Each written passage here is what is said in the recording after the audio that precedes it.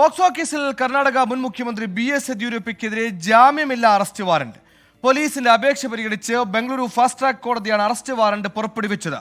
മുൻകൂർ ജാമ്യത്തിനായി യെദ്യൂരപ്പ ഹൈക്കോടതിയെ സമീപിച്ചു. ഫെബ്രുവരി 2-നാണ് കേസിനാസ്പദമായ സംഭവം.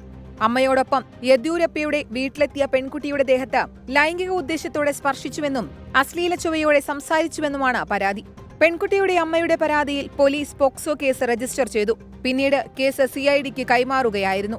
കേസിൽ യെദ്യൂരപ്പയെ അറസ്റ്റ് ചെയ്യണമെന്നാവശ്യപ്പെട്ട് പെൺകുട്ടിയുടെ ബന്ധു കഴിഞ്ഞ ദിവസം ഹൈക്കോടതിയെ സമീപിച്ചിരുന്നു. പിന്നാലെയാണ് ചോദ്യം ചെയ്യലിന് ഹാജരാകാൻ CID യെദ്യൂരപ്പയ്ക്ക് നോട്ടീസ് നൽകിയത്. ബംഗളൂരുവിലില്ലെന്നും അടുത്ത തിങ്കളാഴ്ച ഹാജരാകാമെന്നുമാണ് യെദ്യൂരപ്പ നോട്ടീസിൽ നൽകിയ മറുപടി. തുടർന്ന് അറസ്റ്റ് വാറന്റിനായി CID കോടതിയെ സമീപിക്കുകയായിരുന്നു. യെദ്യൂരപ്പ നിലവിൽ ഡൽഹിയിലാണെന്നാണ് സൂചന. അറസ്റ്റ് ഒഴിവാക്കാൻ ഹൈക്കോടതിയിൽ മുൻകൂർ ജാമ്യാപേക്ഷ നൽകിയിട്ടുണ്ട്. ജാമ്യഹർജി ഹൈക്കോടതി നാളെ പരിഗണിക്കും. 24 ബംഗളൂരു.